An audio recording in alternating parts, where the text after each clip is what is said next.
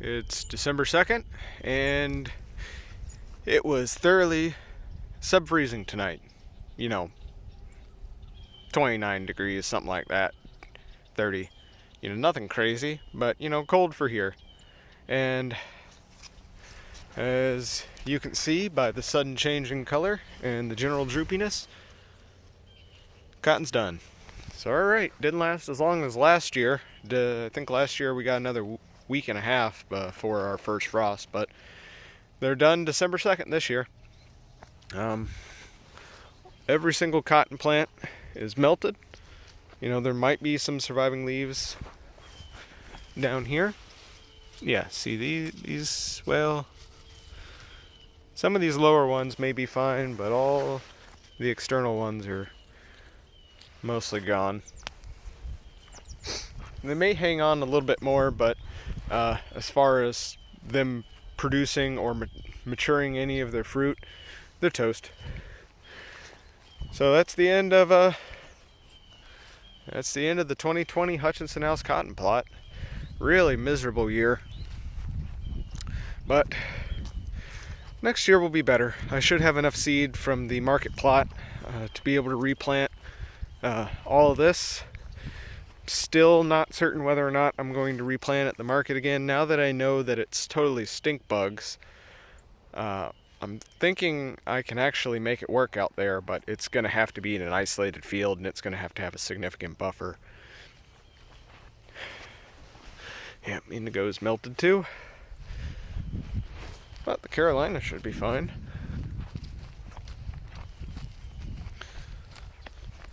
No, Carolina leaves are melted, but they're perennial, so that should survive. I'll have to dig that up and repot it. They don't like being potted, or they don't like having the roots disturbed, but it's either that or get tilled under, so it'll tolerate it. But anywho, not certain if I'm gonna replant at the market. I think the cotton was kind of a pain in the neck for my uncle, and I'm not gonna make him run like another 1,000-foot of irrigation line and fence off an entire another area and deer fencing and come out there and fertilize a fallow field and all that jazz. So I think what I'm going to do is maybe expand this. I don't want to have to buy more landscape fabric, but I may have some left over from a garden project I'm doing over there. So we shall see. Might make this slightly larger, but I'm definitely going to basically redo everything I've done here, but add a deer fence. And current plan for the deer fence is a real simple one. I'm gonna get, I think, probably six 8 to 10 foot T-posts, and I'm gonna drive one end at each corner, and then have two in a sort of cattle gate pattern on one corner, like sort of Y shape. And the design for deer fencing I've seen that seems to work is you do that, and then you get 30-pound test monofilament fishing line, and you tie it in 6-inch increments from 6 inches above the ground all the way up to the top. And you can do it with an 8-foot T-post and just drive it, a foot, maybe 2 foot into the ground. I'll probably do that. It's much cheaper per foot to get 8-footers, and a lot easier to move than 10-footers. So that's probably what I'm going to do, and try and shoot for 7 foot in height, and then we'll tie monofilament around it. And apparently in low light conditions, the deer can't see the monofilament, and so they walk into it and it confuses them, and then they also can't see how high it is, so they won't jump it. And as you saw with the netting I did the first year, it was basically the same thing. The deer stayed out of it, except for that one time that they didn't, but that's all I need. I just need something to deter them until about August. Once the rut starts, they leave the cotton alone, and once the cotton gets to a certain size, they stop being a problem. But I just need them to stay off of the cotton while the cotton's still small. Also for next year, I'm going to run irrigation. We now have a shallow well over there, which we didn't have at the start of the year. We got a spigot right over there behind the utility pole, which is nice. I checked the flow rate on that, and it's like 650 gallons per hour, which is insane. It comes out of there with like probably 50 psi of force, so hopefully I don't blow the system. And I'm hoping to run irrigation lines the whole way down, and then after that it's basically set and forget. It's just come out here like once or twice a week, cut the irrigation on, go, I don't know, mow grass, come back, shut it off. And I plan to be out here a lot more next year because I'm starting yonder pollinator garden, which I'm sure you'll see something about. So cotton should just be a back burner thing, and hopefully if I can keep the deer off of it and I can irrigate it. And I'm going to till everything up here, but I'm going to have to do it by hand. I lost my contact down the road who's got the tractor with the rototiller. Well, same guy lives there, but the guy who mows the grass and runs the tractors took a different job, so I don't know the guy there now, and I don't know if he's going to be receptive to coming out here. But anyway, I should have hopefully access to a gas-powered little front tine rototiller, so I'm going to do all of this by hand.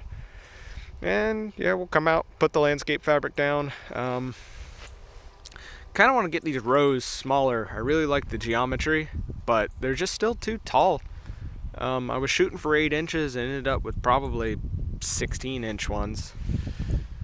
So hopefully I can form these a little bit better, get a little bit better of get wider rows, thinner alleys. Oh, that's the other thing I'm going to try and do, is I'm going to try and design these alleys so that I can fit a push mower down them, because I've got a push mower I need to get rid of.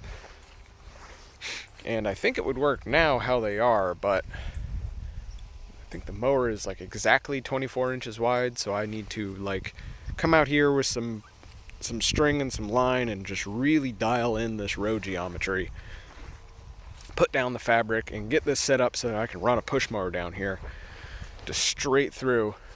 And yeah, just generally hopeful for next season. It's a shame, but it'll be better. I'm also going to keep all of this mowed all the time, which will keep the stink bugs off of it, because the thing with the stink bugs is they're not just going to show up on well, they are, but the problem is if they don't have good habitat nearby, but they have places where they can roost, they'll go over there and then they'll come over and they'll eat the cotton. And if you keep that clear, generally they'll stay off of it because they don't like flying out in the open too much. At least that's what I think. And if that doesn't work, then we'll have to resort to spraying them. I'd rather not use chemicals, but I will if I have to. If that's what it takes to make a crop, I am not afraid to do it. I am not an organic farmer. I do what works. I am a utilitarian and a conservationist. And conservationists are utilitarians. It's the preservationists and the environmentalists who are all about saving face. Conservationists do what works, and they make sure they don't mess anything else up while they're doing it. And I'd rather not use chemicals because I don't want to hurt the pollinators and I don't want to hurt the beneficial insects that prey on the stink bugs. But if I can't get rid of the stink bugs, I'm going to do whatever I can to do it. How the cookie crumbles. Hopefully I won't have to. Here's the well over here I was talking about, and damned if I didn't guess that right on the nose. Yep, they got the regulator set for 50 psi. Oh boy. Yeah, it comes out there quick. Well, I guess let's transition over to the market plot and see how that's doing. It's generally a little warmer there. It gets real cold here for some reason. I don't know. Just something about this area seems to cool off a lot sooner.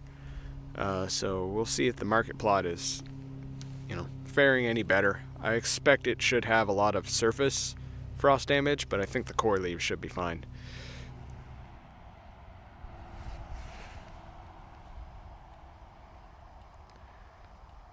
Here's the market cotton, and it, for the most part, seems to have weathered the cold just fine. These transplants down here at the very end took a hit. It seems like a lot of their new growth got zapped, but all the big stuff seems fine, so that's a good sign. These may do for, another month even. Well, no, not for another month, another couple of weeks before we have a real good cold snap. And you also note that many of the bowls that are opening now are perfectly clean. practically no stink bug damage, which is nice. I'm only, what, 3 months behind when I'm supposed to be picking clean, but hey, I'll take it.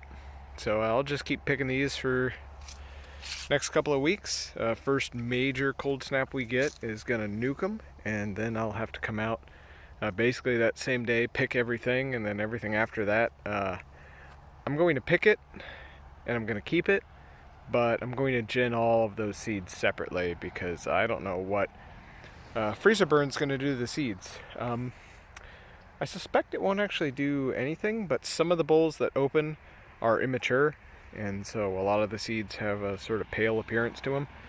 So I'll gin those separately, I'll keep them separate, and I'll experiment with planting them somewhere next year. But, yeah, this will be the last of it for this year. Till next time, Tom out.